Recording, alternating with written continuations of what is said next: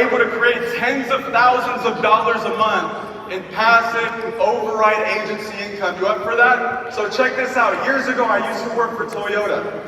I was in supply chain management, corporate logistics. I was working at their corporate headquarters in Torrance, California. And so I'm doing financial services nights and weekends, part-time. Like so many people, I started part-time. And so because of what I was doing, supply chain management, I had to go down to the Port of Long Beach a lot down in Southern California, deal with the shipping companies that were bringing product in from Asia. And I got to know the type of people that work down on the docks, these longshoremen. Anybody know longshoremen? And so what I got to know about these guys is they're one of the highest paid blue-collar workers in the United States. These guys are making $250,000, $300,000 a year unloading shipping containers. They should be doing Tuesday night meetings, right? So anyway, I end up saying to myself, because I'm doing this nights and weekends, I'm doing financial services. I said, I got to get into that longshoreman market. But there's a problem, because these guys have big 401k balances, lots of discretionary savings dollars. The problem is they're union. And if you know anything about unions, very difficult to penetrate, especially as a 20, 21, 22-year-old young man. But I said to myself, one day, I'm gonna get into that market. So fast forward years later, I had long since left Toyota. I'm now full-time in the business. I had just opened my first office in downtown LA. And at this point, I'm very cognizant about what it takes to build this business. I'm prospecting as you go. I'm getting names and numbers. I'm looking for clients. I'm looking for agents. So I get a phone call one day from my mom, who has access to my calendar. And she saw I had absolutely nothing going on that day, right? And so she says, hey, I need you to pick up your little sister from grade school. I try to get out of it. She pulls a guilt trip. I go pick up my little sister from grade school, right? Anybody with me? The mom guilt? And so I end up going to the school. At the time, she's going to an elementary school where she's got to wear uniforms, and it's the beginning of the school year. So there's a guy selling uniforms on the schoolyard. He's got the tent up, the whole deal. I get there a little bit early, and I'm a people watcher. I'm observing this guy making sales. And I notice he's a great salesman. The moms are laughing, he's shaking the dad's hands, and I'm thinking to myself, what? I gotta get his name and number, because it looks like he would crush it in this business. So I have a moment of boldness. Let me ask you a question.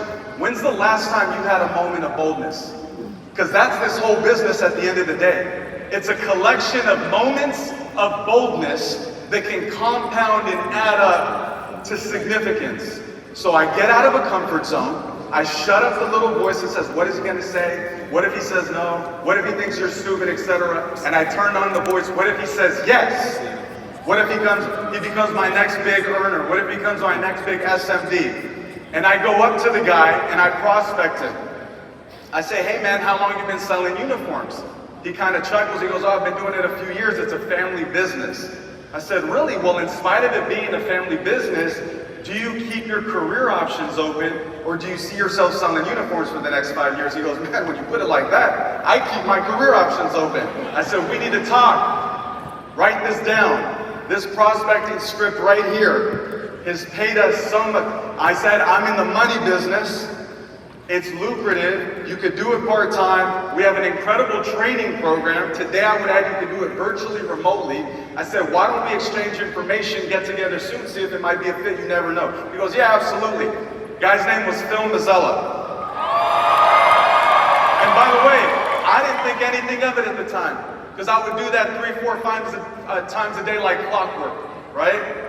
So I follow up with this guy for 6, 7 months. He wouldn't call me back, but they say, what? The fortune's in the follow-up. Finally, he gives me a call back. He says, listen, man, I am interested. I do want to meet. I said, great. What are you doing Saturday?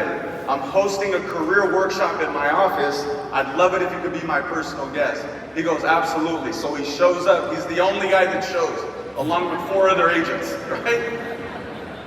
And so he ends up getting started. Long story short, he becomes my best friend. He was in my wedding. I just named him godfather to my son who was just born.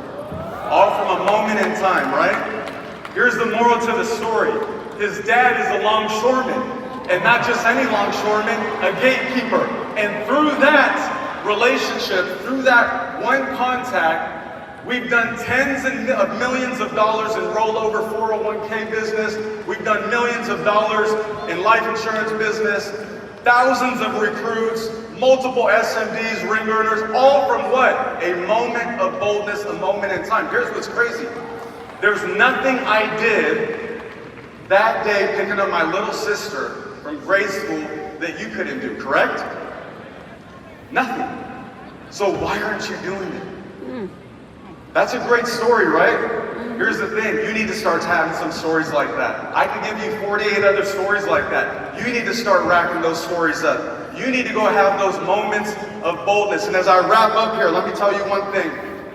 Talking about boldness.